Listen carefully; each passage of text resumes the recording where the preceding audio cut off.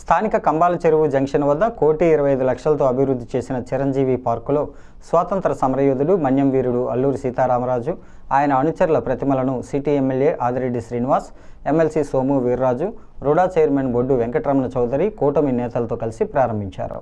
ఈ సందర్భంగా శాసనసభ్యులు ఆదిరెడ్డి శ్రీనివాస్ మాట్లాడుతూ బ్రిటిష్ వారిని గడగడలాడించిన మన్యం వీరుడు అల్లూరి సీతారామరాజు, ఆయనతో పాటు స్వాతంత్ర సమరంలో పాల్గొన్న యోధులు అమరవీరుల ప్రతిమలను పార్కులో ప్రతిష్ఠించడం జరిగిందని, భవిష్యత్ తరాలకు స్ఫూర్తిగా ఆదర్శంగా నిలిచేలా వారి విగ్రహాలు ఏర్పాటు చేశామన్నారు.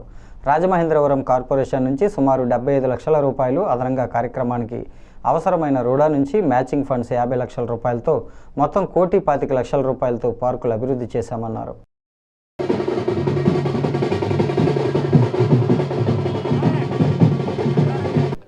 రాజమహేంద్రవరం కంబాల్ చెరువు జంక్షన్లో ఏదైతే డాక్టర్ పద్మవిభూషణ్ చిరంజీవి పార్క్గా పిలువబడతాదో ఆ పార్క్ని అప్లిఫ్ట్ చేయాలని ఒక ఆలోచనతో కూటమి వచ్చిన తర్వాత మన్యం వీరుడు అల్లూరి సీతారామరాజు గారు, ఆయనతో పాటు స్వాతంత్ర సమరయోధంలోని ఆయనతో పాటు కలిసి పోరాడిన వ్యక్తుల యొక్క ప్రతిమలన్నింటినీ కూడా ప్రతిష్ఠించి కార్పొరేషన్ నుంచి సుమారు 75 లక్షలు అదనంగా ఇక్కడ ఏదైతే మేము చేయబోతున్న కార్యక్రమానికి ఫండ్స్ మ్యాచింగ్ అవసరమైనప్పుడు రుడా ఏదైతే చైర్మన్గా బొడ్డు వెంకటరమణ చౌదరి గారి యొక్క సహకారం తీసుకొని రుడా నుంచి 50 lakhs మ్యాచింగ్ తీసుకొని 1,25 లక్షలతోటి ఈ యొక్క పార్క్ని డెవలప్ చేయడం జరుగుతూ ఉంది.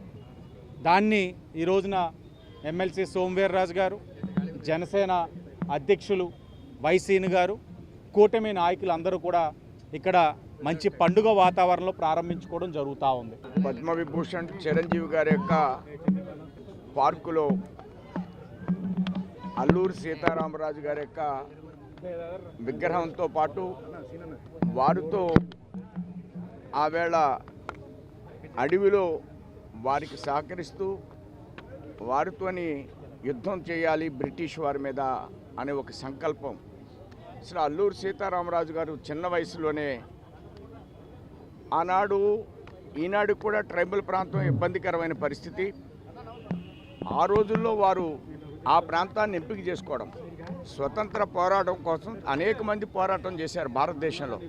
కానీ అల్లూరి సీతారామరాజు గారు రోడ్లు లేనటువంటి ఏరియాల్లో, కనీసం విద్య లేనటువంటి ఏరియాల్లో ఆ ప్రాంతాన్ని ఎంపిక చేసుకుని వారిలో స్వతంత్ర పోరాటాన్ని నింపడం అనేటువంటి విషయాన్ని ఇవాళకి మనం అందరం కూడా స్ఫూర్తిగా తీసుకోవాల్సినటువంటి అంశం.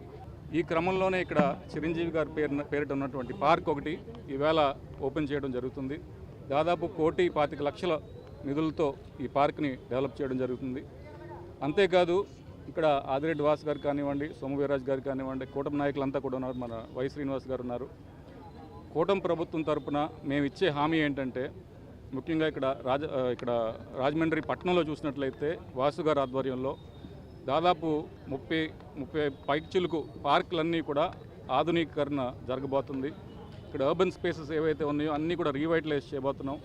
నగరాన్ని మీరు త్వరలో కొత్త రూపంలో మీరంతా కూడా చూస్తారని చెప్పేసి హామీ ఇస్తున్నాం. అంటే విపరీతమైనటువంటి క్రౌడ్ వల్ల జన తాకిడిని తట్టుకోలేక ఆయన ఇక్కడికి దగ్గరగా ఒక 2-3 మీటర్లు కూడా లేనటువంటి దూరంలో కూడా రాలేకపోవడం వల్ల విగ్రహం ఇనాగ్రేట్ చేయలేకపోయినా కూడా ఆయన యొక్క స్ఫూర్తిని మేము తీసుకొని అప్పటి నుంచి ఇప్పటి వరకు కూడా ఈ పార్కుని ఎప్పటికప్పుడు పర్యవేక్షణలో జాగ్రత్తగా చూసుకోవడం జరిగింది.